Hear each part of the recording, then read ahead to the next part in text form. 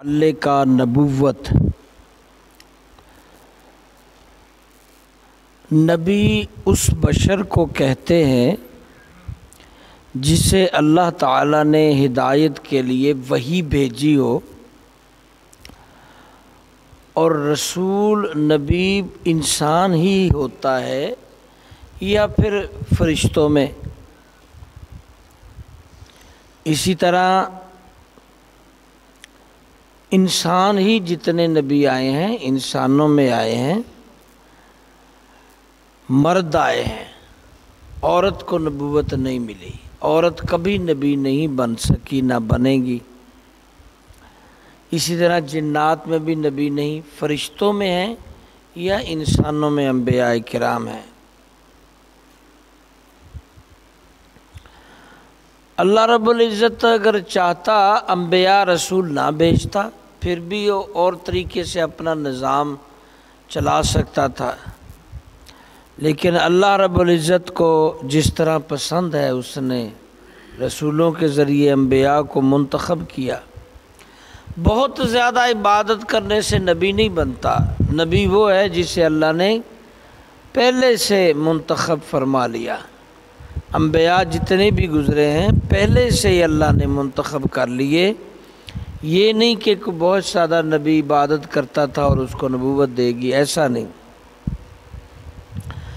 یہ بھی بات ضروری ہے کہ انبیاء پر وحی آئے، اور بعض انبیاء میں جو رسول ہیں ان پر صحیفے یا کتابیں نازل ہوں، جیسے قرآن پاک ہمارے رسول صلی اللہ علیہ وسلم پر نازل ہوا، تورات، انجیل، زبور، صحائف، یہ چیدہ رسولوں پر آئیں تاکہ اس کے اندر اس کی امت کے زندگی گزارنے کے اصول اور ضوابط درج ہوتے ہیں کہ وہ کس طرح اپنی زندگی کو صرف کریں گے۔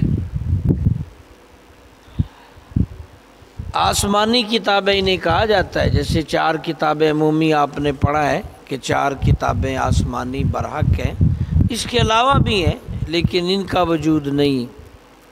قرآن کی حفاظت اللہ نے خود اپنے ذمہ لی ہے، جبکہ باقی کتابوں کی جو آسمانی کتابیں آئیں ان کی حفاظت اللہ نے انہی امتیوں پر یا نبی پر رکھی، اس لیے وہ باقی قرآن کے علاوہ کتابیں اگر موجود ہیں تو وہ چینجنگ شدہ ہیں، عین وہی کتاب نہیں جو آسمان سے آئی، اس میں تبدیلی ہیں۔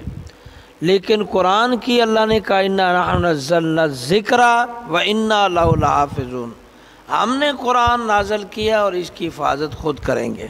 تو اللہ خود اس کی حفاظت کر رہا ہے، تو قیامت تک اس قرآن میں کوئی تبدیلی نہیں کر سکتا، نہ ہوئی، کوششیں ہوتی رہیں لیکن سب ناکام ہو جاتی ہیں۔ اسی طرح نبی کے لیے وہی خاص ہے، اگر کوئی شخص کہے کہ نبی کے علاوہ بھی کسی بندے پر وحی آئی تو یہ کفر ہے۔ نبی کے علاوہ کسی بندے پر وحی آ ہی نہیں سکتی، یہ وحی صرف نبی کے لیے مختص ہے۔ اس کے علاوہ اگر کوئی نبی کے علاوہ کوئی دعویٰ کرے کہ وحی آئی ہے، وہ دعویٰ کرنے والا بھی جھوٹا ہے اور ماننے والے بھی جھوٹے ہیں، جیسے مرزائی لوگ، مرزا احمد قادیانی، اس نے کہا وحی آتی ہے، لوگوں نے اسے نبی مانا، یہ سارے جھوٹے ہیں۔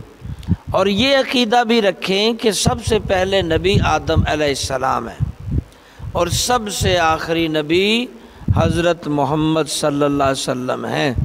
جتنے نبی رسول آئے آدم علیہ السلام سے لے کر محمد صلی اللہ علیہ وسلم تک، اس کے درمیان میں آئے، ان کی صحیح تعداد معلوم نہیں، تاہم بعض روایتوں میں ملتا ہے کہ 1,24,000 انبیاء ہیں، بعض میں اس سے زیادہ بھی دلیل ملتی ہے، مستند زیادہ یہی ہے۔ نبی علیہ السلام کیونکہ اللہ تبارک و تعالیٰ کی عطا سے نبی بنتے ہیں اور اس کے فضل سے، ایک عقیدہ یہ بھی رکھیں کہ نبی ہمیشہ معصوم ہوتا ہے، جتنے بھی نبی آئے ہیں ان کے لیے کوئی شخص گناہ ثابت نہیں کر سکتا، ورنہ خود کفر میں چلا جائے گا۔ نبی اللہ تعالیٰ نے معصوم، گناہ سے پاک پیدا کیے ہیں اور گناہ سے پاک دنیا سے تشریف لے جاتے ہیں، یہ ان کا خاصہ ہے۔ لیکن نبی کے علاوہ کسی کو معصوم نہیں مانا جا سکتا۔ بعض لوگ اماموں کو معصوم کہتے ہیں یا کسی اور۔ معصوم کا لفظ جو ہے وہ صرف انبیاء کرام کے لیے کہ وہ گناہوں سے پاک آئے، گناہوں سے پاک گئے، ان کا قبر میں حساب بھی نہیں ہوگا۔ لیکن نبیوں کے علاوہ کسی کے لیے یہ نہیں سعادت حاصل ہے۔ ان سب کا معصوم ہونا کسی جگہ دلیل نہیں، گمراہی بدعت ہوگا اگر مانا جائے گا تو۔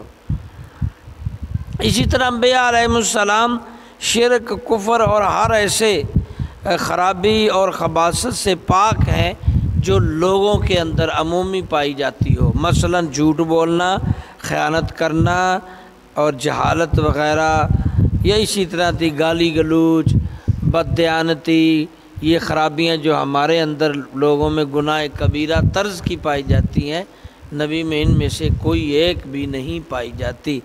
یہ اللہ تعالیٰ نے انبیاء کرام پر جتنے بھی احکام نازل فرمائے ہیں وہ سب نبیوں نے اپنی ذمہ داری پوری کی ہے اور لوگوں کو بتائی ہیں، اور ہمارے رسول صلی اللہ علیہ وسلم نے بھی۔ اور احکام تبلیغیہ میں انبیاء سے بھولنا یا غلطی ہونا بالکل محال ہے، کیونکہ اللہ نے وہ رہنما، وہی لیڈر بنائے، تو ان سے بھول جانا یا غلطی ہے محال نہیں۔ اسی طرح نبیوں پر جسم کے اوپر برس یا ایسی برائی یا ایسا چہرہ یا ایسی خد و خال جو عیب سمجھی جاتی ہو، اللہ نے ایسا بھی کوئی نبی نہیں بھیجا۔ خوبصورت اور مکمل جسم والے، سب سے حسین اور زیادہ علم والے وہی نبی ہوتے ہیں جو امتیوں میں سے زیادہ علم بھی ہو اور حسن بھی ہو، سب سے زیادہ ان پر۔ اسی طرح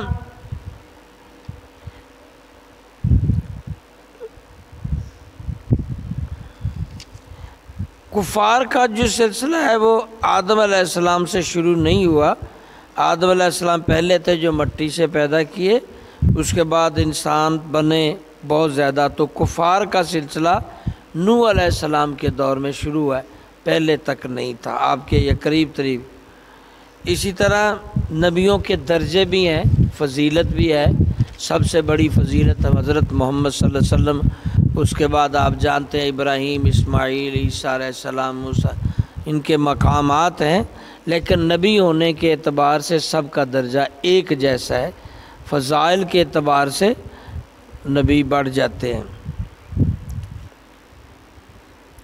نبی علیہ السلام کے بارے میں، کسی نبی کے بارے میں کوئی برائی نہیں بیان کرنی، کوئی گندگی ان سے نہیں جوڑنی، کوئی گھٹیا پن کا مظاہرہ نہیں کرنا، کوئی برا عقیدہ نہیں رکھنا، یہ سارے کفر ہیں، کیونکہ نبی سچے ہوتے ہیں اور ان کے اندر جو منہ سے باتیں نکلتی ہیں وہ عین اللہ کی مرضی سے ہوتی ہیں۔ ان کی نکلی ہوئی باتیں، ان کے قول، ان کے فعل، کسی میں عیب نظر نہیں آنا چاہیے۔ جو کسی بھی نبی کے بارے میں عیب دیکھے گا بولنے میں یا فزیکلی اعتبار سے، وہ گناہ گار ہوگا، وہ مسلمان۔ نبی قبروں میں ہمیشہ زندہ ہیں، یہ واحد ہیں انسانوں میں جو نبی آدم علیہ السلام سے محمد صلی اللہ علیہ وسلم سارے اب بھی زندہ ہیں، وہ دیکھتے ہیں لوگوں کو، سنتے بھی ہیں، قبروں میں وہ حیات ہیں، حقیقی زندگی طرح۔ ان کے جسموں کو مٹی پر حرام کر دیا گیا ہے، ابھی تک ان کے جسم ویسے ہی ہیں۔ ہاں نبی بعض قوموں میں بعض طرف آئے، ایک وقت میں کئی نبی بھی آئے، لیکن ہمارے محمد صلی اللہ علیہ وسلم جو رسول نبی ہیں وہ صرف ایک ہی اور ہمیشہ کے لیے آئے ہیں اور ساری دنیا کے لیے آئے ہیں۔ اسی طرح آپ کو خاتم النبیین کا لقب ہے، آپ اس پہ پکا ایمان رکھیں کہ حضور کے بعد کوئی نبی پیدا ہو ہی نہیں سکتا۔